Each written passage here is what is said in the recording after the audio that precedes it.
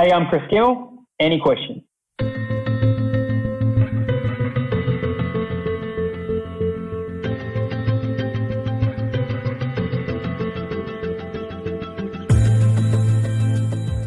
Welcome to the Greg Bennett Show. I'm your host, Greg Bennett. And today I have a wonderful conversation with an old friend, remarkable athlete, and now head of marketing and commercial at World Triathlon, Mr. Kris Gemmell.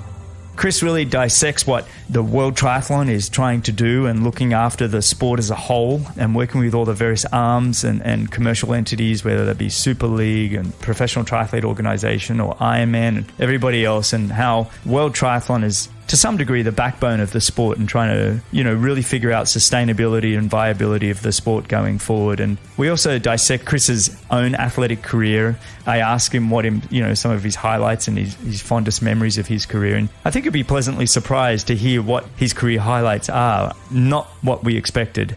I do share a few of those same highlights, so it was a bit of fun. And we have a lot of laughter and banter in this one. I hope you enjoyed it as much as I did. A little bit of housekeeping before we go on, though. First, thank you so much for listening to the show. I really appreciate it. If you are enjoying the show, I'd really appreciate it if you'd share it on your social platforms, share it with your family, whatever you can do. Help this show keep growing. It is growing. It's just fantastic to be able to share this journey with you. I also want you to go check out Any Question. You can go to anyquestion.com, or you can go to my page at anyquestion.com/Greg Bennett. And you can go check out Any Question and ask all the experts over there any questions that you want. You can look at all of their answers that they've already been, answered themselves. There's some remarkable people on there at the moment. Triathletes, mountain bikers, swimmers, business people, chefs and cooks. There's people over there that you can ask questions to. So go check it out, anyquestion.com/Greg Bennett. I hope you enjoy this episode as much as I did. And remember, success comes to those who endure just one moment longer. Cheers. All right, today's guest is one of the most influential people in the world of triathlon. His career as an athlete was remarkable, with some of the most epic battles to the finishing line we've ever seen. He went to 2 Olympics, 2 Commonwealth Games, and 110 World Triathlon starts from 29 podiums and 9 wins. He transitioned from athlete to partnerships and marketing positions within World Triathlon, previously known as the International Triathlon Union, and he hasn't looked back. He's now the head of marketing and commercial for World Triathlon, and the World Triathlon Series continues to grow and deliver the greatest professional racing we see consistently in the world. He's been a mate of mine for 20 plus years, and we raced each other and we've trained together, and he's truly just one of the great icons of the world of triathlon, and it's a pleasure and honor to have him join me. So welcome, and thank you for joining me on the Greg Bennett Show. Kris Gemmell, how are you, mate? Yeah, I'm good, mate. Thanks very much for having me, Greg. It's I think you've outspoken yourself in the intro. I don't think I've reached those lofty levels at all. But they get bigger and bigger, mate. The intros get bigger and bigger. I know, you're too kind. I'm normally listening to these type of things. Like when I'm out running and trying to keep fit and keep up with the world and of what's going on. You're a great avenue for that. And I don't remember an intro being 59 seconds long, so Christ. You're actually timing that one and having a comparable. How did I fare compared to the others? Yeah, you're too kind, mate. You're too kind. Some of the people you've had on your podcast before me, they need a couple of minutes. I don't know, mate. I don't know. I think you'll find by the end of this conversation, everyone's going to be blown away by what you're doing and what you've done. So, where are you before we get started? Where are you in the world at the moment? Yeah, I'm in Stockholm, Sweden. This has been my home for the last 5 years. Here with my wife and my little daughter who just turned 3. So that was a bit of a restart in life, and it's a bit of an interesting. If you'd asked the small self that I was talking to many years ago that I'd be living in Sweden with a lack of sunlight and some having to put on 80 layers of clothing every time you go out for 8 months of the year, then that small self would have said you're having a laugh. Oh, mate, I totally get it. I mean, both our lives have tipped upside down. At least the girl I married was from Florida, and so I'm on the beaches of Florida. I didn't feel that was too bad. And how has it been being a dad? It flips your world, doesn't it? Look, it's an overstatement and quoted many times before, but it's the hardest thing I've ever done in my life. But at the same time, the most rewarding thing. Yeah.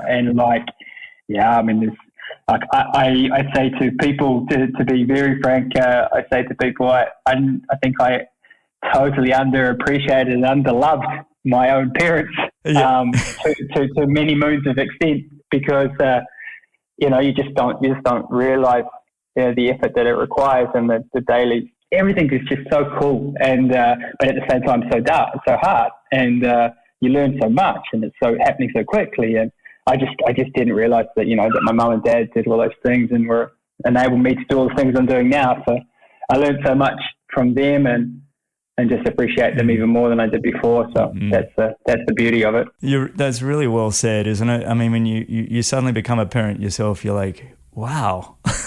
Firstly, it's brutal just keeping them alive, and then everything else that you got to add on top of it. It's just you have this enormous appreciation for what everything your parents did for you. So, mate, well, there's a lot we want to cover in this one. So you're a man of sort of two lives, one from sort of having an incredible athletic career to then sort of going on and heading up sort of one of the world's best series, I think, and doing such a phenomenal job that you're doing there. So let's start, which is probably one of my favorite questions that I love to ask on the show, and that's for you to rewind your clock and just sort of tell me when you found your passion for sport, and then also specifically triathlon. I really struggled as a kid, and I still struggle today, and I see it in my daughter.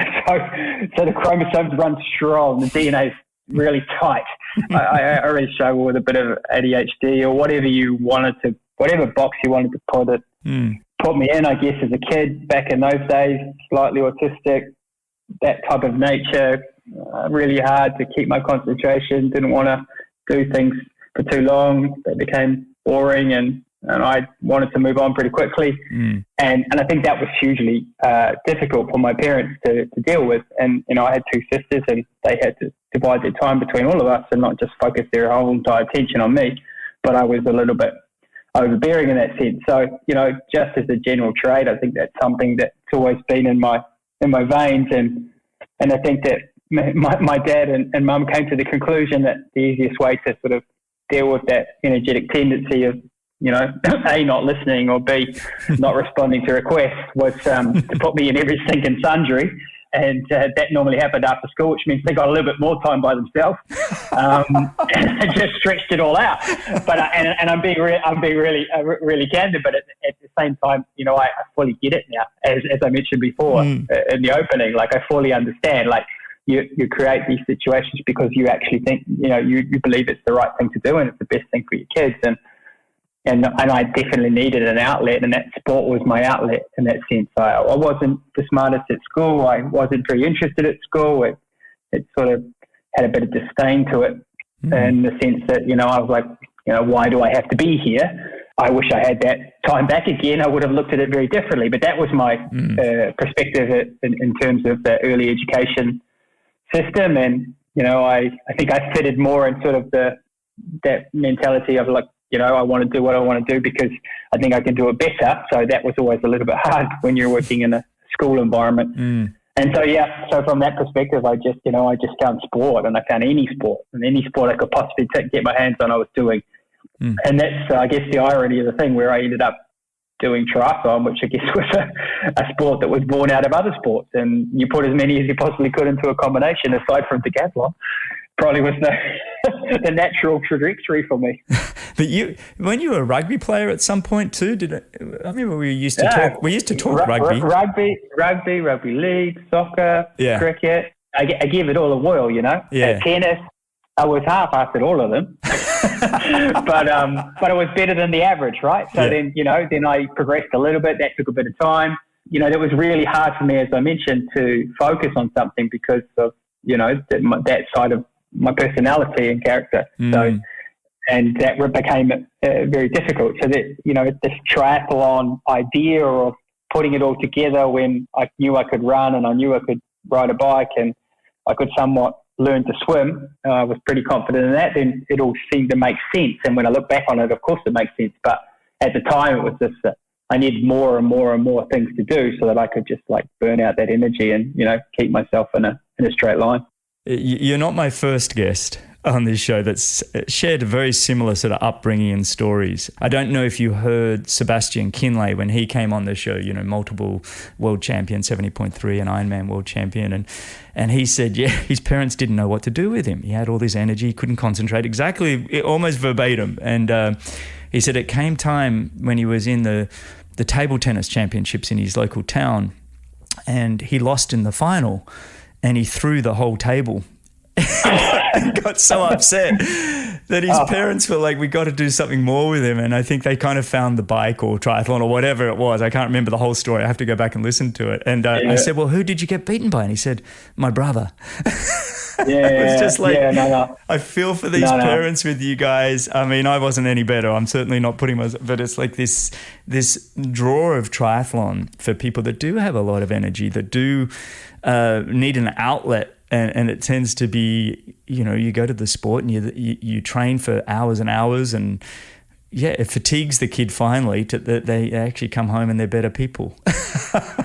No, totally. And I mean, that's the irony, like I said before, because like at that point in time, the sport was just, to catch the catchphrase, born out of innovation. So it was getting all put together, and whether it was, from a political perspective in terms of what the sports governing bodies were doing, or what clubs were doing, or what the mass participation industry was doing, like everybody was guessing, So like you could go in there and you could make mistake after mistake, and no one really, could say that you were making mistakes. So you just had to adjust and then go again. Yeah. And I think that was such a beautiful time. Yeah. And now, it's very different. You have these rock stars that are rock stars because they wanted to be a triathlete from the get-go. Yeah. And that the structure and the framework of the sport and the mass participation industry is just there for them in front of their eyes at a tap of a button. Yeah. And that's just such a different world than we were before. And that's, that's the unique part of it. And, that's what makes sporting history at the end of it. What year did you actually start? When did you do your first triathlon? How old were you? What year was that? 1994, 95 was sort of like my first time I sort of started jumping into that sport. Yeah. And like everything, I went pretty quickly to the top, and at that point in time, as I mentioned, there was limited structure from, I guess, a high performance or a talent identification scenario. But one famous coach in New Zealand, Doctor John Hellemans, was, I think, at the forefront to many, many aspects of this sport becoming global as it is now, and was putting in probably a framework that would work from a high performance program anywhere in the world. And I know that the Norwegians even took a leaf out of his book very recently. Mm-hmm. And, it's still proving to be working today, and managed to, create a situation where they started funneling some kids in there that had talent. And then, of course, some athletes that were a little bit older that were able to then, use them as role models and start a system that is fully functioning now, as we know. Yeah, I think that the New Zealanders and what you guys did, I've got to get John Hellemans on the show, actually. He really is quite phenomenal what he achieved, and an incredible athlete in his own right? I mean, didn't his background, was it cycling more than anything else? Yeah, no, he was triathlete through and through in that sense, straight out of Netherlands, and then he hopped down to New Zealand and changed his lifestyle, and he was actually a flying doctor in Australia for was he really? For a year, and did his OE there, and then just never left the Southern Hemisphere, and then moved to New Zealand with his wife, and then started a family. But entrenched in that way, in that mold. He started businesses, he started concepts, like he just brought his ideology there. He was the type of individual that he knew that you really believed in him and you believed in each other, then it just worked. And that happened for so many people, not only in sport, but across the board. But again, you always need the people that are going to pave the way, and he definitely paved the way in New Zealand in that respect with Aaron and so forth as an athlete, coach relationship, but just in general, pulling things together and starting it and utilising the systems that were already in present. Yeah. I mean, you guys have quite the history when you look at Rick Wells, Aaron Baker, and then obviously Hamish Carter coming through. And then it was almost like Bevan Docherty and yourself. You guys were almost two peas in a pod kind of coming along together. Would you say that? You kind of had, I guess you'd say Rick Wells and Aaron Baker, and then Hamish was kind of in between, and then it was yourself and Bevan that kind of led the New Zealand charge. That's how I look at it anyway. Maybe I'm being too simple in how the dynamics of New Zealand culture of triathlon work. You're still carrying on the intro, mate. You're still doing the too much of the not. No. It's just how I saw it. No.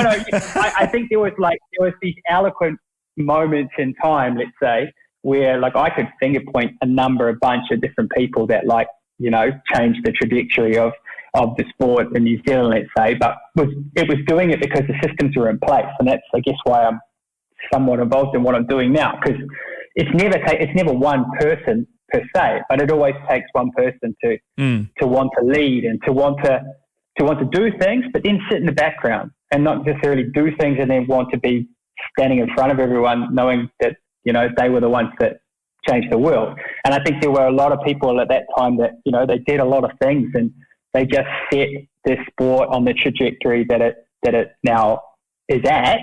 And I can think from an athlete perspective, I mean, there was the Rat Pack or the Brat Pack. They used to rename themselves, with Amy and Jamie Hunt. That's true. Paul, Amy, Jamie Hunt. Yeah. Oh, I've missed a whole heap. God bless Brownie.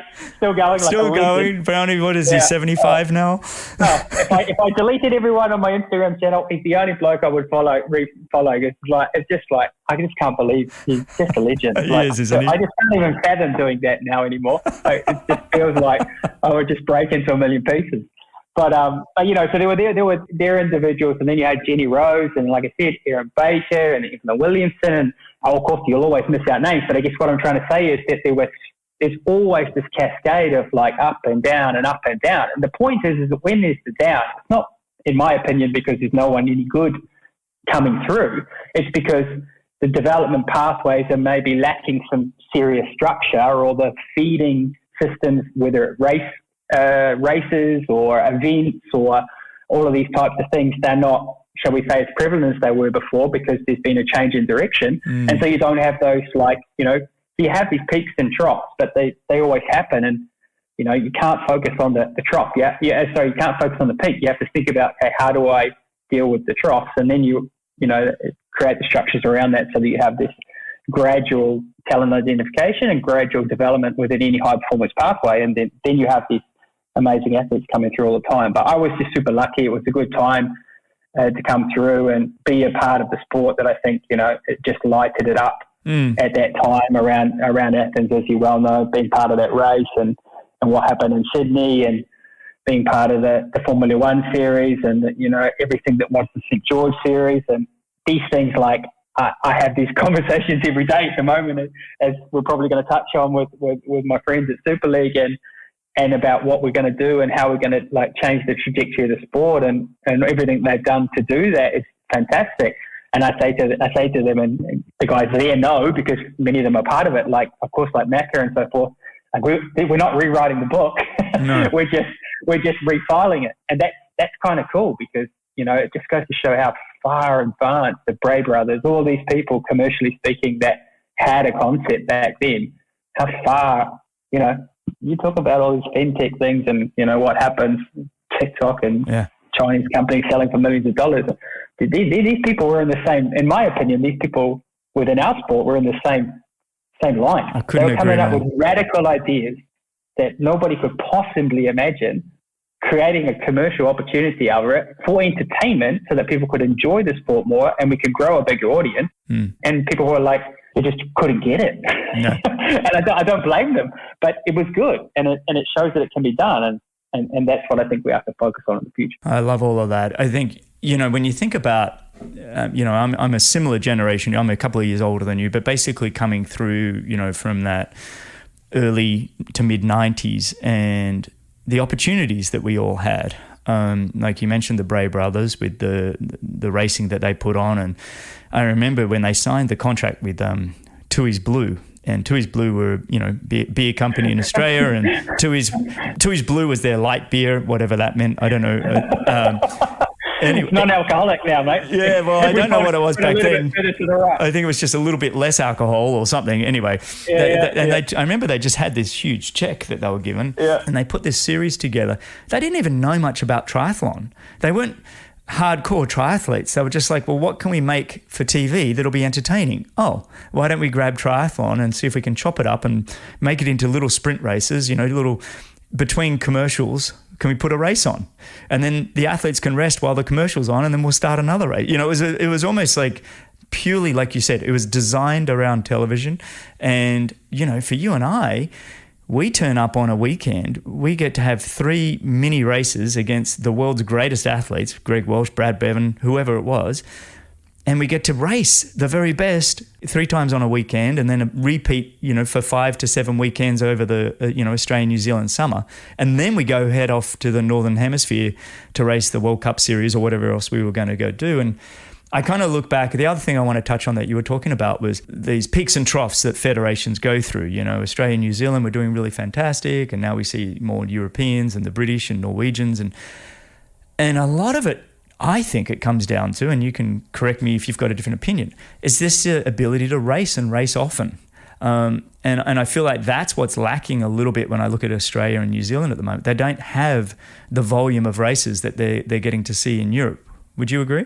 It's very clear that the shift in power, let's say, will always come from a perspective of like, okay, who is being able to host more events? Why are they able to host more events? Is it for the right reason, the wrong reason, whatever it may be? But that's absolutely clear. And also at the time of year too. And I think that there was an enticing perspective always, if we go back and take a comparison to back in the day, that triathlon was already regarded as an all-round sport. Like now it feels quite like there's a little bit of seasonal focus. People need to have their time off and so forth. And I fully agree with that not only from a physical perspective, from a mental health perspective, you need to have some downtime.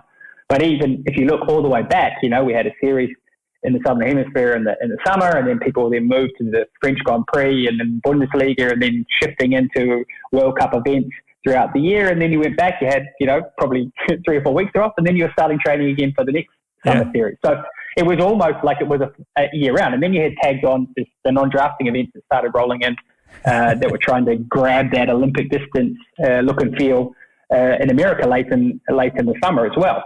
So you had this like whole calendar respect, and that's the hardest issue for us, I think, and I'm speaking from an international federation perspective here, is that balancing that out. One is that there needs to be a diversity and inclusion perspective that everybody has the opportunity to host an event. The other thing is that everyone has the opportunity to enter it. And then lastly, that everyone has the opportunity to perform. And so those performance pathways that should be and always are linked directly to either the Paralympic or the Olympic qualification period. And so you need to make sure that you can balance out those events. So as far as events to qualify for those major games, everyone has the equal opportunity. But I think outside of that, private organisers and national governing bodies, of course, if they've got the ability to drive more events in the time that they have their athletes either in that region or not, then of course that drives the ability for them to have more exposure to more competition. And it's of course clear that in Europe at the moment, there's a greater opportunity there because everybody is, even the Australians and the New Zealanders, as they did in the past. So nothing's changed in that respect, but the Europeans have just worked it out a little bit more. Like the Grand Prix and the Bundesliga, it's still popular, and that's nothing against the French Federation and the DTU. It's just that is more of a series as much for their own athletes as it is for everybody else. Whereas in the past, it was for everyone. So they were happy to have everybody come in. Now they want to make sure that it's best for their athletes because they're using it as a performance pathway. And that's the big change here. Whereas in the past, my feeling is that we had these great opportunities to race in Australia and New Zealand, but we just considered them great opportunities. But what they really were is they were creating performance pathways for us. Absolutely. And inadvertently, because we had these series, we were a little bit ahead of everybody else. And now what's happened is these other national governing bodies have jumped on and realised that that's what they need to do. But we're still competing in them, right? The Southern Hemisphere athletes still want to compete. They still want to race. So they're still getting the advantage, but it's not necessarily working in the opposite direction as it did before. Yeah, it's one of those things. I think like I said, I think for us it was just this lucky opportunity that we took advantage of, and it made us better athletes because we just got to race often against the best in the world. I was thinking recently, and I've had Chris McCormack on the podcast, and we did talk about the Super League and everything he's doing, which you mentioned a bit earlier, and basically taking that mold from the Bray brothers and that racing and now making it an international series. And one of the things I was thinking, if I was in Australia or New Zealand, I'd be calling Macca up and just saying, mate, what have I got to do to get 2 or 3 of your Super League races in my country and make sure that I have 10 to 15 slots allocated for my men and women to be able to race in these events, these Super League events. But I think they're called the arena games, the inside ones that he's got now. But they're being creative, they're being fun, they're allowing athletes to have a lot of fun. Anybody that hasn't gone and seen those events, they should go check it out at Super League. Is it just superleague.com, or is it going to be on World Triathlon? I don't know. You can tell me more. No. This is a good segue, because at the end of the day, and like, this is my personal perspective, and I'm happy to be I'm happy to light your comments box up, mate, at the bottom wherever they want. But my personal perspective is that we belong to a triathlon ecosystem, and we are in it and don't have any more ownership as much as anybody else. Any private organizer putting on any event in the world, period. We all have different roles to play. The role of the governing body of the sport is clear. It's clearly mandated in the mission and vision of us as an international federation and what we're here to do.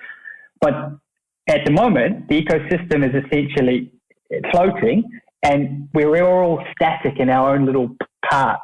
And for me, this is the thing that is not necessarily working, what needs to change in the future. And that's that all the people that are around this magical circle, let's say, that we think that we're inside, that we're in the middle of, we need to be talking to everyone, not just talking about rules and regulations, which is, like I said, what we have to do, because that's what we do, and we will continue to do so, because that's our role as the governing body of the sport, and to look after our membership. But we also have to consider that there's private organisers and other people that are involved in this ecosystem, and how do we form relationships which are not just of good nature or just good faith standing, but they actually have some terms and obligations and basically commercial opportunity to basically say to each other, okay, we both want to grow the sport, and we want to grow it in different ways of explaining what is growth. But we both want to grow the sport, period. We need to be able to be more interactive with our audience, period. So we need to do things together. And when we started speaking with the guys at Super League, like, it's absolutely clear that they did an amazing job on the arena games during a really difficult time for everyone around the world, doing whatever they had to do. It's just, and we're still there. We're not past this point yet, but what they did was incredible in the sense of taking that opportunity and turning around. But what was also clear, and the guys would fully agree, is that there needed to be an ongoing strategy. And that ongoing strategy required us to sit down and say, okay, what is it? And can we work together to make it happen? And the answer is yes, we can. And we're going to. And so that's what we did. And we decided, okay, we're in this together because of those points I mentioned before. And we're going to make this work. And so, yes, no one's taking any credit away from what Super League's done an amazing job. The role that World Triathlon has to play here is to help them make it better. And that's what we aim to do. For me, that's just music to my ears, to be honest. I think the fact any good relationship takes a lot of communication, and the fact that the Super League and World Triathlon are communicating is fantastic, because I think we've seen a lot of rifts in the sport, whether it be Ironman against Challenge versus previously ITU, now World Triathlon. It's kind of like, no. We're a very small sport, no matter how you look at it. No matter, we're tiny, and we don't have room to be not working together and figuring it out. And I guess on that, it's got me thinking of, I had Sam Renouf on the show, the CEO of the Professional Triathlete Organisation, probably 5 or 6 weeks ago now. He's currently lying in his bed with a sore back because he told me yesterday he's getting old and he can't handle cross-country skiing. So you guys are communicating. There we go. You just segued straight into, what kind of relationship, you guys have with the Professional Triathlete Organisation, because it's been one of my...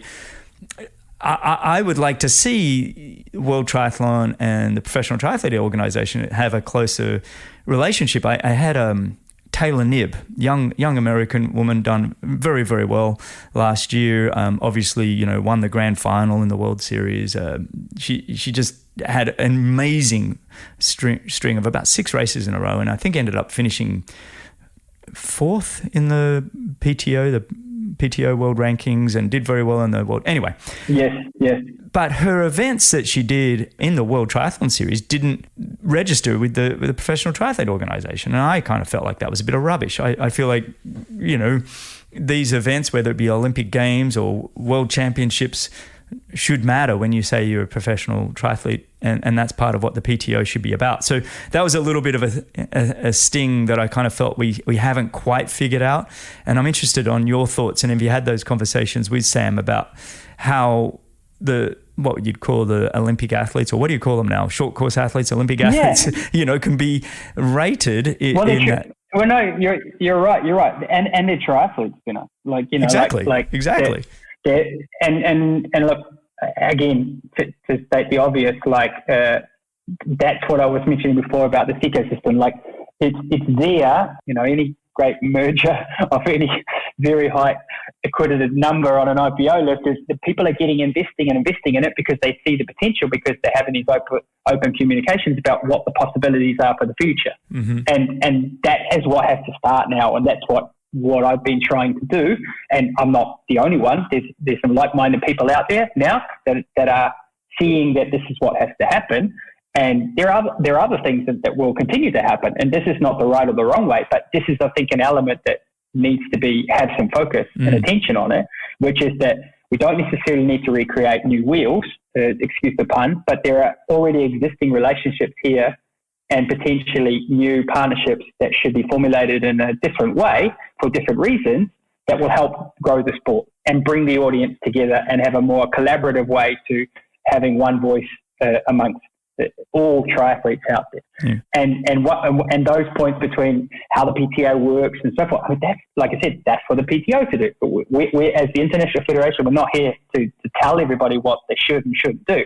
What we're here and should be here doing, and I believe we are doing that, is understanding what the goals are of these organizations, and then considering how we can support, either through a wealth of experience that we have and knowledge as far as the transfer systems that we have, or providing further education that they might need, or also on the opposite side, learning from them and understanding that they might know more than we do, and that's okay, and that we have to be okay with that. And I enjoy these conversations, not because I go in there with some sort of intrepidation or nervousness that I'm going to be outsmarted. It's just, okay, you go in there with, open mind, what can we learn? What can we do? What can we think? How can we collaborate?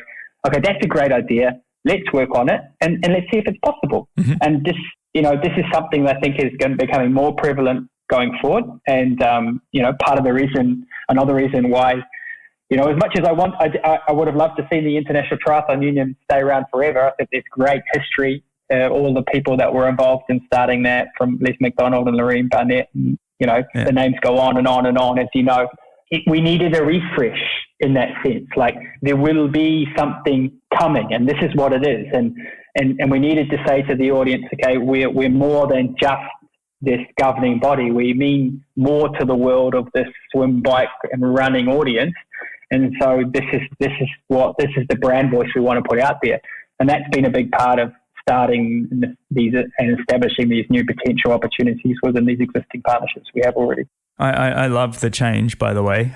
I'm not anti-unions by any means, but I didn't feel like it was representative of what the actual ITU, the International Triathlon Union, it wasn't really a union. And so it didn't make sense to call it that. And so it was needed to change the name. At the end of the day, the legacies that have gone before are still there, are still very much a part of what it is and who it is. It is just a branding, and it's a way that it wants to be seen. Going on that, I'm going to segue a little bit over. And you were still racing when all this happened. They kind of shifted from World Cups to World Triathlon Series events.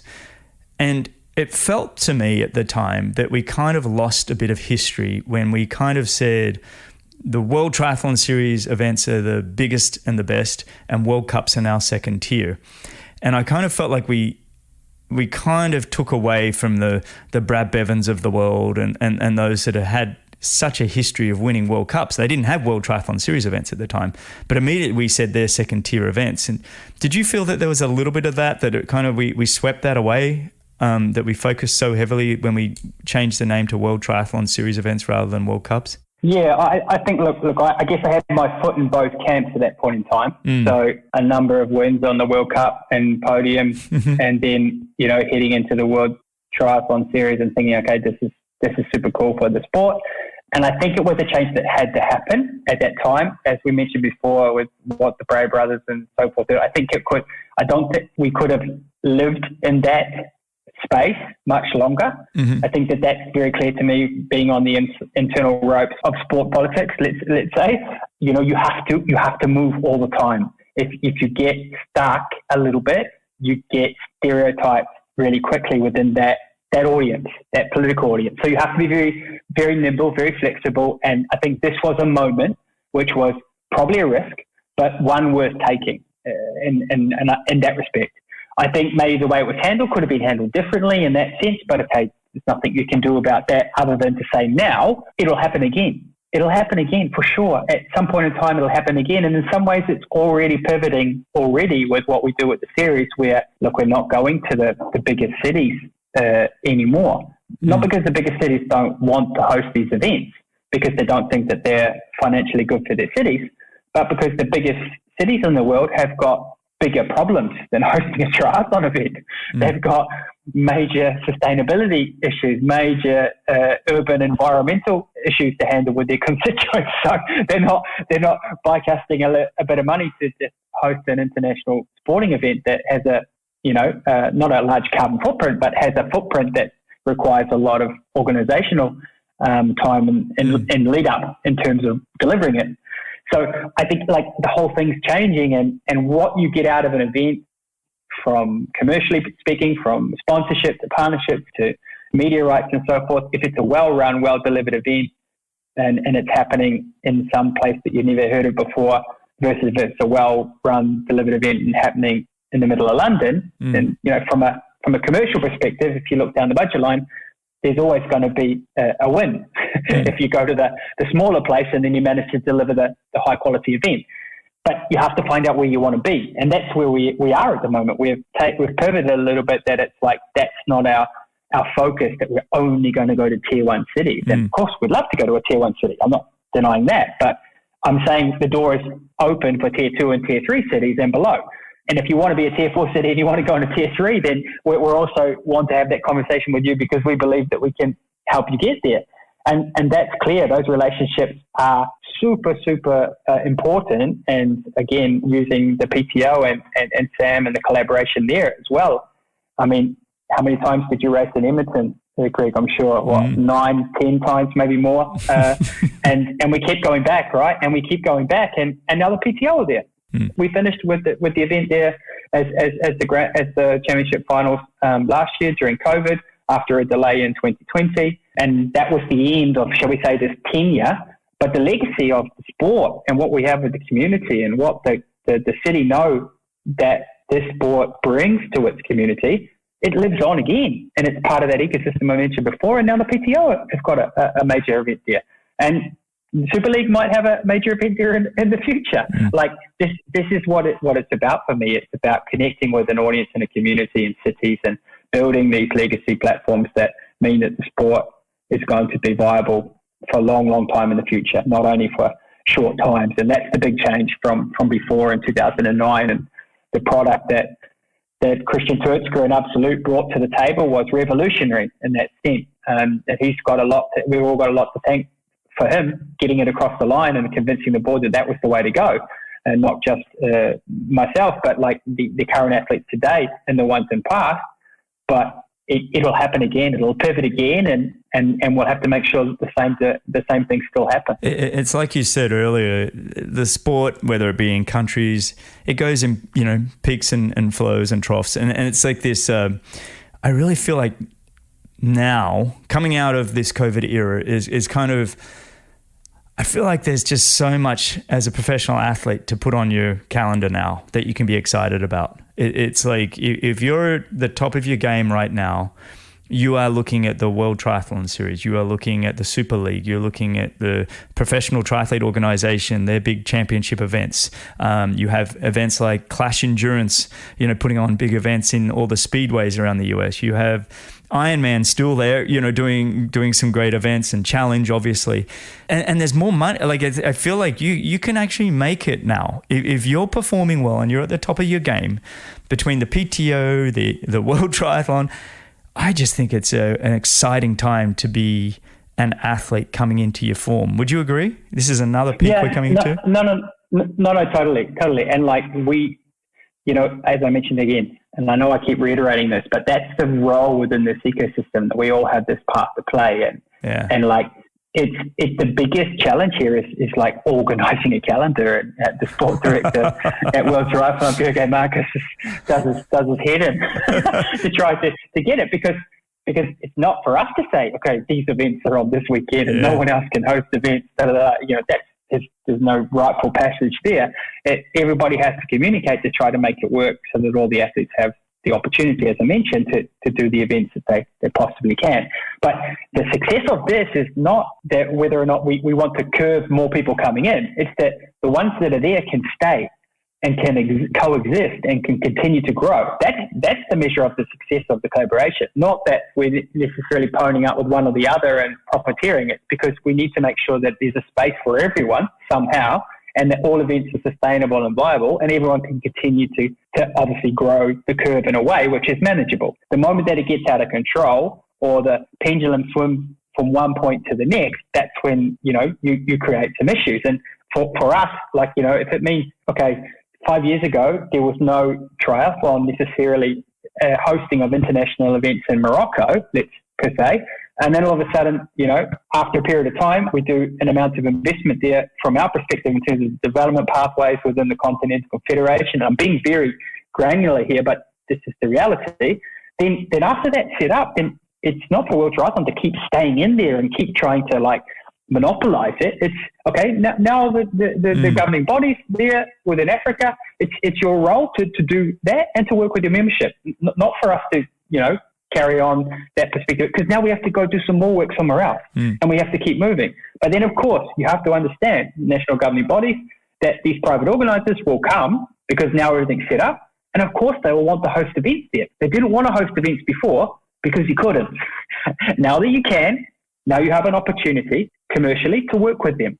And it might not be us, but you don't have to have this feeling like, oh, I can't put on an event because it's not World Triathlon. No. That's not why we're here, and that's not the role we're here to play. We're not at the front at the end. We're in the back. We're in the back blocks working away, and it's just that there is a series, as you mentioned, that is I guess, marketable and has changed the perspective that, like I said, in 2009 started, where we have this product now, which is essentially the jewel in the crown, and we have to keep that there. But a lot of the other work, 80% of the other work is done in the background. There's so many great series coming up, and you and I were both around with the High V Triathlon. We both saw the Lifetime Fitness Series.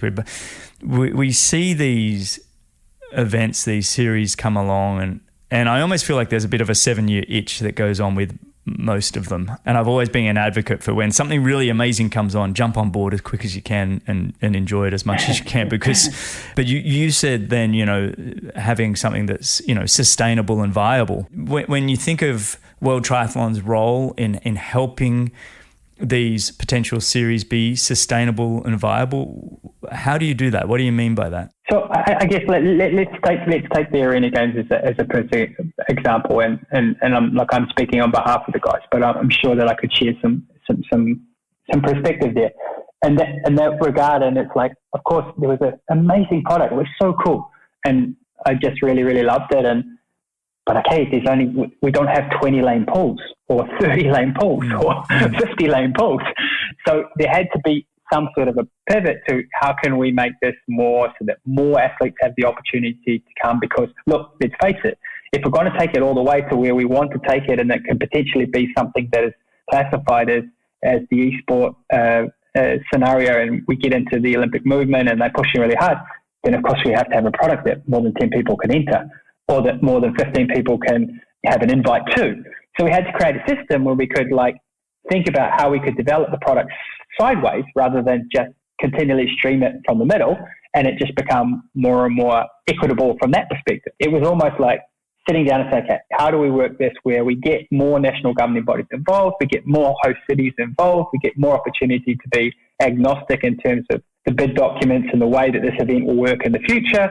Commercially speaking, Super League are leading on that front in terms of how they're evaluating their rights. We don't have to touch that. That's fantastic. The guys are doing amazing work. Maybe we can create the structure, which we know works really well, which is creating these pathways on how we can formalize what is a qualification process and how you enter and how everyone has the equal opportunity to enter. And I think this is an example of we're building it out versus we're taking it somewhere where commercially speaking, World Triathlon has not necessarily got the skill set to do it because we don't have the bandwidth or the workforce. The marketing department, commercial marketing department of World Triathlon is very small. 3 years ago, we didn't even have a budget.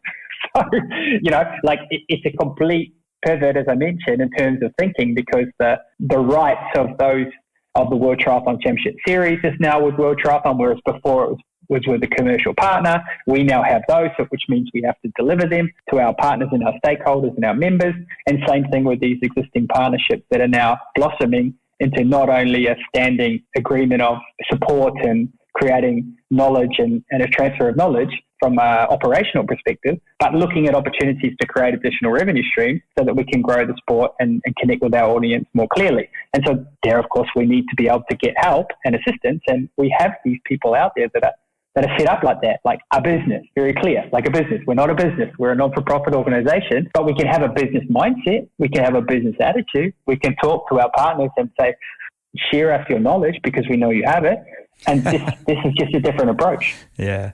I like that idea that you guys, I like how you're framing where World Triathlon sits, because I think for a lot of us, you know, I haven't had it explained to me the way you have. And so it's kind of, I see it now. I can see it. I think you said a bit earlier, you know, we're more we're at the back end of the product. The product's up front, it's in your face. These are all the different commercial entities that are putting on events, but the wheels churning in the background that are keeping everything sort of running together so we can have a sustainable and viable future.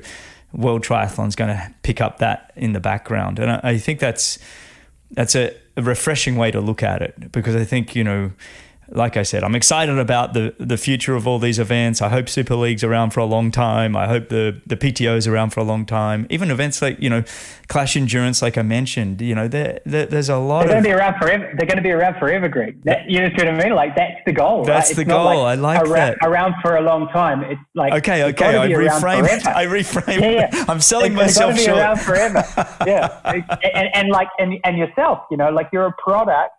This podcast and you as an individual and Laura and your family, you're a product of this sport and this mentality that you mentioned at the start of our conversation, which is, you know, just getting into things and just like, you know, get into it while it's going well, because that's what our sport has been all about, like this born of innovation. And like, if you can't move, then, you know, you just get stuck, as I mentioned also before, about people see you're not moving.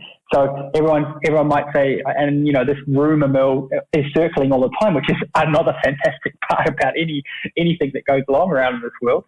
But they're stoking the rumor mill and saying, you guys are going to go to sprint distance. Yeah, it's not about going to sprint distance. It's about adding sprint distance. Yeah. And it's a totally different conversation. We're not going to change Olympic for sprint. We don't want to lessen the hours of, shall we say, time that the athletes, who I think, and I'm sure you would agree, are some of the fittest athletes on the world, and also some of the best role models for kids in general 100%. in the world. 100%. I don't want them on television less. I want them on television more. and so like every time I hear these types of conversations, I'm like, no. Hang on a second. It's not about switching, it's about adding. And adding requires a lot of work, it requires a lot of lobbying, it requires a lot of process, it requires a lot of investment, and it starts from the bottom. And you have to start these things. And people had said, would you do sprint distance in 2001? Then, of course, everybody would have said no. If people had said, would you do a para-triathlon in 2010, people would have said no. If people would have said, would you do mixed relay in 2012, people would have said no. But they're all happening, right? It took a long time, but they're all happening. Same thing will happen with the arena games and esports and what the PTO is doing with the Collins Cup. They're all new ventures, but we just have to get off this horse of expecting that it's going to go from 1 to 100 in 1 year. Like it takes time to get the proof of concept right. It takes time to get the commercial viability right, and of course to get that growth in the audience sustainable, so that we don't just create something we know that we can't deliver from 1 year to the next. Gee, it's been a journey when you put it like that, just looking at all the things that have happened, and it's fun to have been on the ride, right? I mean, it's a roller coaster, and we've had some incredible ups and downs and loop-de-loops, and it's been fun to watch the sport evolve. I think I was in a few years before you, in the mid-'80s there, and just to see where it's come from. And it's exciting to hear the enthusiasm in your voice, and and to have had Sam Renouf, like I said, and be involved. I'm involved with a few of the events in the announcing side just for a bit of fun as well. And there's a great energy that's going on. I guess I want to shift gear just a little bit, because we kind of went straight into the business mode, and we didn't really get to look at your career as much as I'd hoped to, and I'd like to. I avoided it. No, because there's some really great performances, and I guess let me keep it this. I'll let you decide. So, how about you just share some of your fondest memories of your athletic career? Fondest memories of my athletic career. Yeah, things that stand out to you. They don't have to be wins. They could be any moments. These are real moments which I try not to get emotional here, but but these are when like life was not necessarily going the way that I thought it should go. And I've learned that over time, but mostly to my own detriment and to my own fault. Like, I just wasn't looking through the right glasses, through the right lens, and that comes with age, and some people just take a little bit longer to work that out. And I'm not perfect by any stretch of the imagination, and I come back to these times where people say, you're an Olympian and so forth, and that must have been amazing. And it was a dream of mine. And of course, you defined those 55, 60 athletes on the start line, and only 3 of them walk away with definitions, as you well know. Everybody goes home with their tail between their legs. One spot removed, and you might be 51st. I know. Shut up. Are you pointing that out to me just because I'm sitting here with the 4th? We don't have to lean so hard on that one, do we? But I for whatever reason, and I'm sure that there are similar stories out here, but I have somewhat been involved and really, really closely involved with like a lot of successful campaigns, but yet I haven't had the success myself. Mm-hmm. And I think that what I learned from all of that is, and you talk about best memories, is that's what I look back on now. I look back on that, like some people don't even get the chance to do that. Like they walk away from the Olympic Games with like disappointment, sadness, and bitterness. And I had that, right? I had that like in Beijing, I had that in Athens, I had that. But at the same time, I was faced with this emotional roller coaster of feeling so disappointed that I wasn't able to be there and race for whatever reason, be it my own or not. And then I was sitting next to some guy that had won the Olympic medal, gold or silver, and I'm like, okay, it's not that bad. Like I could be on the other side of the world and never even see this. So I'm getting to see it, like I'm getting to feel it. Like I'm so happy for them. And so that is, ironically, that situation is the most memory. And I have these 2 moments. One moment is that, I went through the build-up, as you well know, with Bevan in 2004, essentially as his training partner and with the reserve, and, with every day praying that something might happen to them, but of course didn't want it to happen to them, because I felt like I was in the best shape of my life. Yeah. If I could keep up with that guy every day, I must be going okay, right? Yeah. But then, it wasn't to be. So then you play the part. I was the commentator. It was fantastic. And then Bevan and Hamish came back to do the interview afterwards, and I just have this memory of them just walking through with these medals, and like, it just had happened. It was so fresh. Yet I was so linked but so far away at that moment. But then all of a sudden I felt like, okay, it was an acknowledgement that I was like part of it in some way. Like it nothing had to be said. It was clear. Bevan just gave me a big hug and that was it. Like I remember this hug very, very clearly. And that was like a special moment because of course we went on the journey with him and it was success for him and not for me, but as a general principle, it was a journey. And then I thought to myself, okay, that's never going to happen again, right? I want that part of it. So you go the whole way building up to Beijing. Everything's going great, last lead up event, you come second and you feel like you could have done more, but you didn't want to pull out all the cards. You're basically 16 days away from the games, and then you have an accident. And then I'm like, okay, this same thing again. Like this is ridiculous. And at that point in time, for most people that won't know, but I was living with my girlfriend at the time, Anya Dittmer, and she was an amazing athlete herself, and like she was an inspiration for me. And I still, to this day, didn't appreciate it enough what I learned from her during our relationship. But I was also living with Jan, and Jan was we were living together in a flat for 3.5 years during this build-up. And, we were training day in, day out, not all the time. And even back then, Jan was super meticulous, did his own thing. I also did my own thing, but then we would end up training together and doing certain things. And the day before we left, we had a coffee downstairs, and he's like, okay, when we come back, we'll show each other some metal. It's a bit of a joke, but we both wanted it. And to be perfectly frank, and he knows it, I didn't think he'd get a medal. But of course, I thought myself I would get one. He probably was thinking the other way around. But just in terms of like form and so forth, like, oh yeah, he wasn't the one I would have been looking at. But then heading into the race, and then of course things happening in the way it happened, and then Jan winning the gold medal, and then we both flew back on the plane, different flights, and then we arrived, and there was like 4 days, because he flew back straight away, obviously, to get the plaudits from the German public, rightfully so. And there it was, that moment. We're sitting down at the coffee machine. His first ever love for coffee, I think, came from this rocket coffee machine. Yeah. And we're sitting there making it, and just like we said, and the gold medal is just sitting on the table. And I'm like, what type of a nasty dream am I in these last 4 years? Like, this is incredible. Like, I can't do this it's through my head. And so I was on an emotional low, and I know that, and I know, and I've spoken openly to friends about it. Like, it was a tough time for me, and I didn't handle it well. And I needed to have the support of friends around me to get through it. And that's something that I'm just so aware of now with athletes these days, making sure that they look after themselves, not just worry about how well they do. And then there came a time, 3 days later, and same sort of thing. Just an embrace, a hug. And I remember these two things, the most important about my career. And that's really weird because it's not about the sport. No.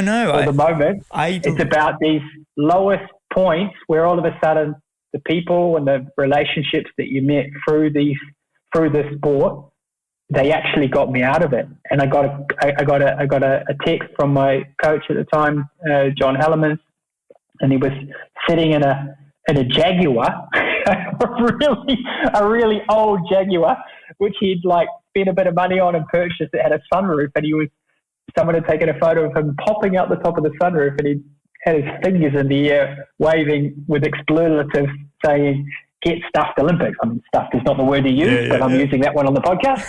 and he just sort of summed it up for me, it driven everything into that point in time, but it hadn't worked out at all how I had hoped it was. But yet, just meters away from me, it had worked out exactly how that individual had wanted, and I'd been there every single day. So for that space of 9 to 10 years, I lived that glory, but from inside the bubble, but not for me. And that's something I remember very, very, very clearly, and have fond memories about it, because it meant that, when I have those times, and people have them every now and then, you just need to, remember you've got friends out there that will always support you. Mate, it's so well said. And it's kind of, I'm surprised this is the first time I've kind of heard this from you, because it's somebody asked me once, Greg, what are some of your career highlights? A bit like I asked you. And I said to them, actually, Sydney Olympics.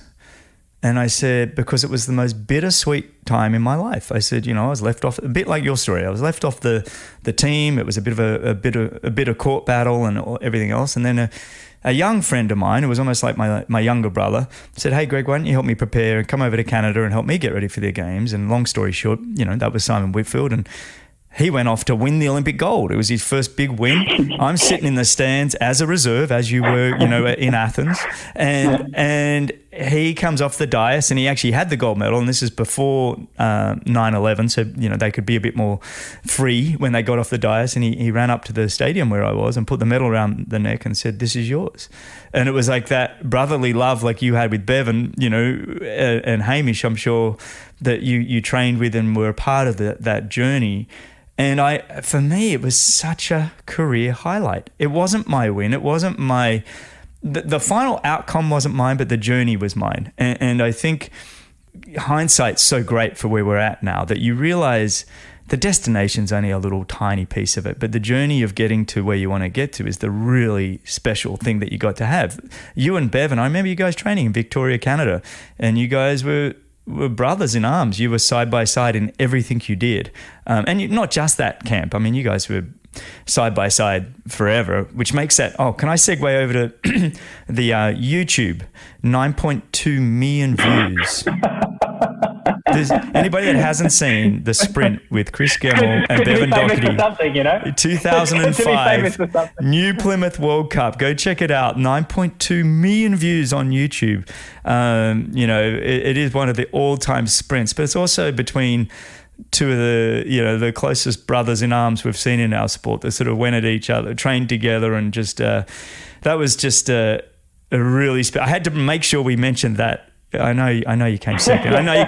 But it is an all-time sprint. No, but again, it's that scenario that I've already mentioned. It's like I was sometimes I gave so much energy away to other people that I didn't focus enough on the people that I should have been spending the energy on. And one of them was myself, in terms of probably having to be a little bit more selfish to be a better athlete. And I'm just, I think part of what you do when you learn and grow is that you have to accept that you made some mistakes. And that was a mistake of mine. It was pointed out by other people, and I said, no, that's not going to affect it. But in the long run, in terms of judging results, it probably was a thing. Am I disappointed that I didn't manage that way? Not really, but that's what I would say to a younger version of myself. It's okay, you can't help that person, you can't do that thing. And all the time when I thought I was helping, probably I wasn't helping at all. I just thought that I was doing good things, but I just wasn't focusing on myself and being really selfish about what I wanted. And these guys were, and they were an example and product of what they achieved. And this scenario is classic because me and Bevan, of course, trained many, many times. We had many, many, many sprints against each other and training at any point in time. And most of the time, if it came down to a short sprint, I could manage it, right? But if it was a drawn out sprint or something that went for a very long time, then he got me every time because he just had that strength versus me had that speed. And this was just, again, me making another mistake when I decided I could have just waited until the last minute. But of course, I decided to go nearly 350 meters out.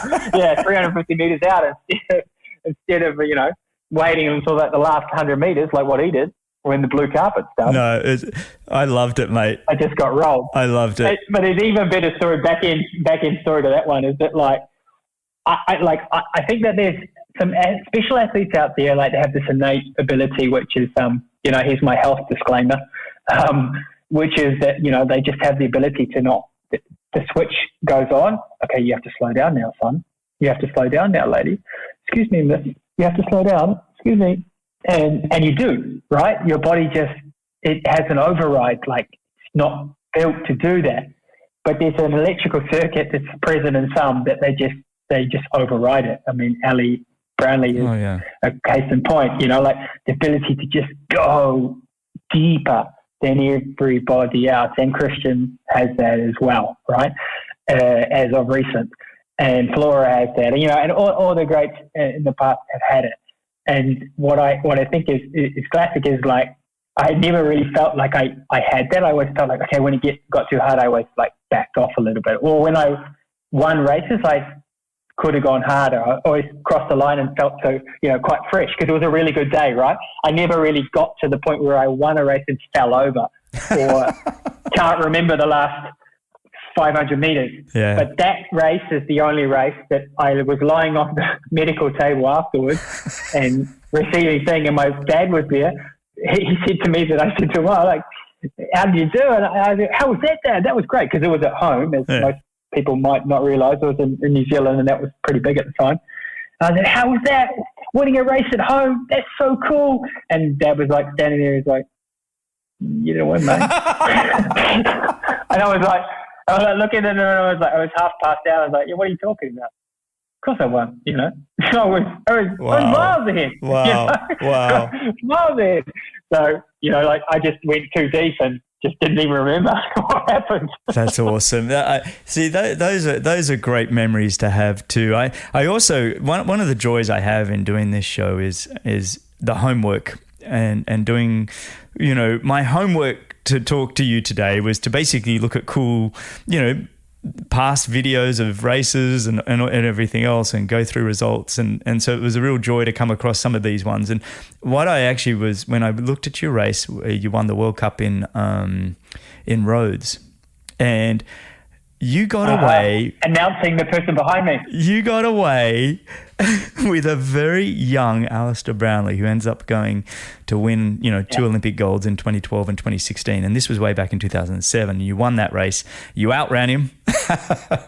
and I was like, oh, look at that. I enjoy when I do some homework. And look at that. Look at the finishing photo. Yeah. And look, I'm no oracle, that's for sure. But look at the finishing photo. And I had raced Ali 3 weeks before in a French Grand Prix race. So look, we knew his trajectory already. Yeah. And I wasn't I'm not putting myself on that situation where I was saying I was the best in the world at any point in time, because I wasn't. But I felt like I could match it with the best in the world at 100%. I'll tell you that you could. At that time of my career. Yeah, yeah. And at that point in time, I felt like I knew going into that race I was in good fitness. Things happened that went my way. I made sure that it was hard at the point in time, and I got away with the right people. And throughout that whole 10K running with Ali, I think I offered him water 3 times at an aid station. He just knocked it out of my hand. Like, what the hell are you doing? What do you think this is? Like some sort of charity that I'm just running by you to keep you company, to make you look, so that you've got someone to talk to for the next 10 kilometers? Because I had this like attitude of like, at that point in time, like, okay, I'm going to beat you. I want you to get second, which was, like a defeatist approach, which I'm sure he would laugh about. And I have talked to him about when we climbed the mountain one day in Cape Town. We went up Tabletop Mountain. The story of that scenario was just so funny. And when I look back on it now, like, I was absolutely convinced with like 2K to go, I was going to win the race. But I was also convinced in my head that I don't think anyone's going to beat this kid in many years to come. Yeah. I think he's going to win everything, because I just got this feeling about him that was thing. And I remember just coming around the corner and just feeling like I had to, announce this guy, because like, you're going to hear more about this guy. Yeah. And I actually have that photo downstairs, because like, it was one of the fond memory for me. Like, I just remember, like, it was such a cool little moment, like just running around Greece, in the back roads of Greece, and trying to be the nice guy again, but like at the same time, like, this kid was like, oh, I'm just going to beat you. Yeah. What, you by giving me this water, I'm going to beat you.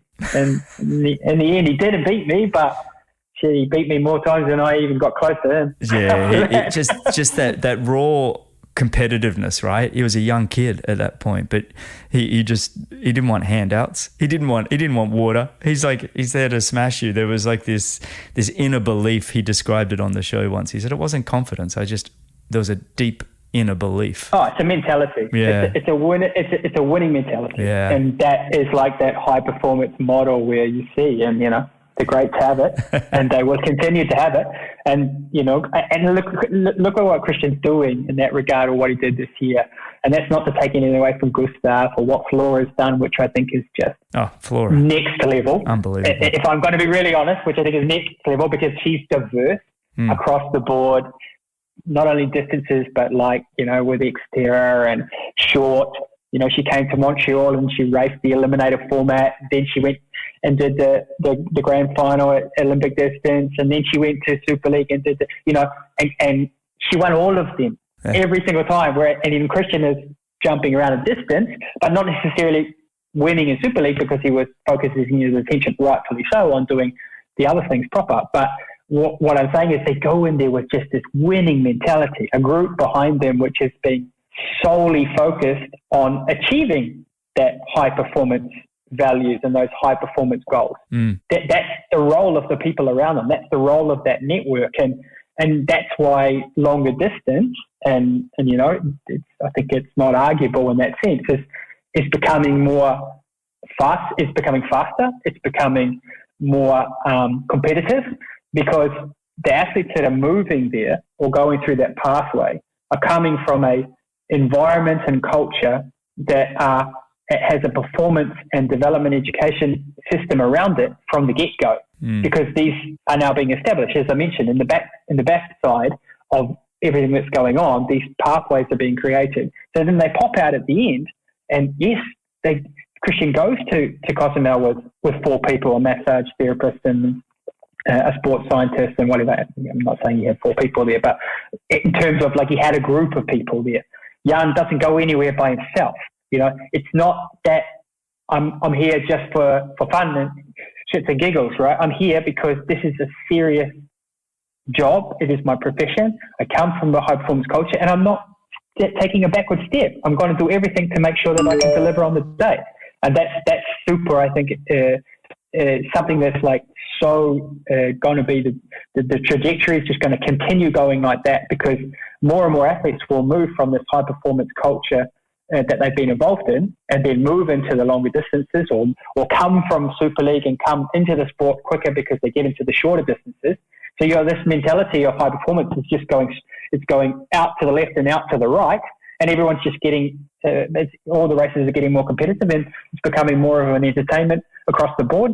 And that's just good for the sport. I mean, that's well said. I mean, we've seen it, haven't we, time and time again, whether it's sort of Chris McCormack, you know, he stepping up to Ironman. Took him a few times to get Kona right, but he definitely made a splash, you know, when he sort of left the shorter course racing and went to long. We definitely saw it when Jan Frodeno, you know, decided to change gears after the 2012 Olympics and go to long course. And yeah, now we're seeing, you know, guys like Christian Blumenfeld and Gustav Iden and the Norwegians that are able to go Olympics to Cozumel, you know. I mean, it's extraordinary that we're seeing this Olympics to Ironman and then backwards and forwards like they're being able to do.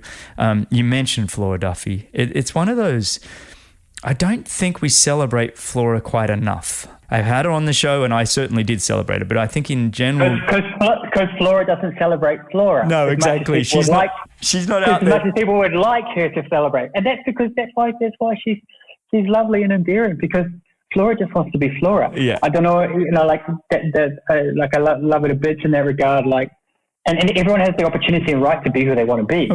I'm sure you're watching the Australian Open with Ash Barty at the moment. Like, she's obviously not Nick Kyrgios, is she? You know, like everyone's looking for a different way of connecting with people, and some people just want to be who they are. Yeah. And you have to be able to accept that. And, you know, that also comes with what I do now. You know, you talk with one person in one way, you have to talk to another person in another completely different way, because, you know, of the way they are and what they expect out of the conversation. But that's the reality of the individuals you're talking to. And yes, she's a phenom, but again, somebody that's like immersed herself in high performance culture, got a really good team around her, listened, worked hard, asked the questions, got the answers, and delivered. And even outside, like I know you've had Lucy Charles on a few times maybe, but she's another one. Like, people can say, oh, she just came from triathlon, she just got into triathlon and now she's so good. Yeah, but she was a professional athlete in another sport for a very, very long time, and she was involved around a performance culture in that sport. So she just took those things that she knew and she just transferred them across. She wasn't working full time as somewhere and as an age group athlete, and then just decided to be a professional. You know, like there's a pathway to this, and we're involved in that as the governing body of the sport. Of course, specifically at the lower levels in terms of the development and the education pathway. But that's where it all starts from, not the finessing at the top. The finessing at the top comes from the athletes and the people they choose to have around them. You know, like we mentioned before, this winning mentality. Some have, some don't have. But that's where all of that's where all of the plaudits come. But the work is far down below when no one sees. You're right. And they have that high performance mentality, and it's drilled into them from a young age. I mean, you do see it a lot with the swimmers, actually. I think the swimming culture has that a lot, that they're used to training hard, going for wins. And I think, you know, you mentioned Lucy Charles-Barclay, you know, she's definitely somebody that's come on and another one that's lifting the sport another gear again. You know, mate, I could go on. You and I could have beers and chat for hours and hours on all of this stuff. I'm absolutely love this. Been enthralled with the whole conversation. It's just been fantastic to catch up. I really love the idea that we both have this same sort of, when we think about some of our highlight memories of our careers, that we both have very similar highlight reels. You know, that was actually not our wins. It was our best mates, our brothers in arms that went on and took the victories, but we were a part of those journeys. I think that's a really cool thing that we both share. So what's next for you going forward? You know, it's the start of 2022. A big year ahead. I mean, both personally and professionally, I guess. It'd be nice to know what you got planned for the year. Yeah. I mean, like obviously, like I said, I'm here in Stockholm with my wife and my little girl, and that's our home for now. We got the roots down here. So look, if opportunities come up, look, as I mentioned before, like I have to be ready to pivot, but that's where the focus lies at the moment, and just really happy. And look, this COVID thing has been a bit of a disaster for many reasons, but actually, and I said to myself the other day, I wouldn't change it for the world for the one thing that would enable me to do, and that's spend more time with Zoe, because I was just home more and I wasn't traveling. The races weren't on. Of course, I wish they were from the athlete's perspective, but from my side, if I'm being really honest, I just got to spend more time with her. I saw her grow up from just after a year to nearly 3 years, where limited disruption. And to a point, you know, I think before we had the event before we had the event in Yokohama, I hadn't been anywhere on a plane for 16 months. So like, just every single day being with her, like I just could never have imagined that, even if I wanted it before the pandemic. So I somehow am thanking that scenario. Of course, I don't wish that the world never had to go through it, but it has definitely shed some light on some things for me, and that's something that's been super great. So that's something that I kind of want to make sure that carries on. Like, even though if the world starts being a little bit more normalized, I want to make sure that I can still spend as much time with Zoe and watching her grow up and with the family and so forth. So that's a big focus. And then, as you know, like, of course, Marisol has done some amazing things for World Triathlon, and she's in her last term as the president, and there will be a new president. That's absolutely clear by the constitution of the governing body of triathlon and World Triathlon, and after the Paris Olympics in 2024. And what that may look like, I don't know, and that'll be an interesting situation, and I'll be interested to sort of get a gauge on that. But at the moment, of course, the new strategic plan that is going to be made published, I think in a couple of weeks' time. Like, it's a bit of a clear move from our side to sort of, you know, try to bring everyone more together, as I mentioned before, and sort of create those partnerships in a more formal way than we have in the past, and look at more opportunities commercially. Of course, that then falls a little bit more on me, but that's something that I'm really looking forward to, and we're growing our team pretty rapidly in that sense. And yeah, the guys and the girls that are in our World Triathlon team, they do a fantastic job, and I'm just honoured to work with them, and, you know, I learn from them every day. And it's just it's a real pleasure to be working in a sport that I love so much, and everything that it gave me up until this point in time has just been wonderful. Well, mate, the sport's all the better for having you. It's been really great to chat, and I couldn't agree with you more, by the way, with the, embracing the opportunity of the COVID lockdown and getting to spend it with our kids. And the other thing I found also, just to add to kind of what you were saying, getting to, spend time with Zoe, and for me, Sydney and Archer, it was kind of, I remember walking down a street once and actually looking at the flowers, and this is very, and going, I can't go anywhere. I can't plan anything in the future, which is two things that I'm always doing, a bit like you. You're always sort of planning the future, and you're going somewhere. And I was like, I can only just be. And it was the first time in my life I felt like I was truly present in a moment, without forward thinking, and I was like, it's kind of in a strange way, it was a gift to some of us to be able to go, look, just be still and be present and be grateful for what you actually do have right in front of you. And it was kind of like, that's nice. I know. I mean, Zoe's speaking Swedish and speaking English, and she's switching between, and that just blows my mind. I mean, wow. I've lived in so many countries, and I'm just such a failure on learning languages. It's a little bit disappointing, to be honest. So now I'm getting lessons from my 3-year-old on how to speak Swedish, which is a little bit heartwarming at the same time, but awesome. It's quite ironic when I say things wrong and she just corrects me. Yeah. But then when she just pivots and says something to Corinne in Swedish, and then says something to me in English, and I'm like, that's amazing. Like, that is amazing. I can't even comprehend that. And it's like emotional stuff, right? It's like, how can a 3-year-old be emotive? But yeah, they can. And that's pretty cool. She is going to work you, mate. She's going to have you wrapped around a little finger. I'm done, mate. I've been far removed already. Kris, this has been really wonderful to catch up, mate. I really appreciate it. It's just been really, truly delightful. So thanks for coming on and, spending your afternoon with me when I'm sure you could be doing other things. So I appreciate it. No. Thanks very much for having me, mate. And an avid listener, long-time listener. Oh, is that right? Right from the get-go. Oh, great. Thanks, mate. I even had to start up a rival podcast, the World Triathlon podcast. I had to start that up. I was like, that Greg Bennett guy, he's taking everything. No, I'm not a triathlon podcast. I am not a triathlon podcast, Kris. Yeah. No. Sorry, I'm paraphrasing you and putting you in the wrong box.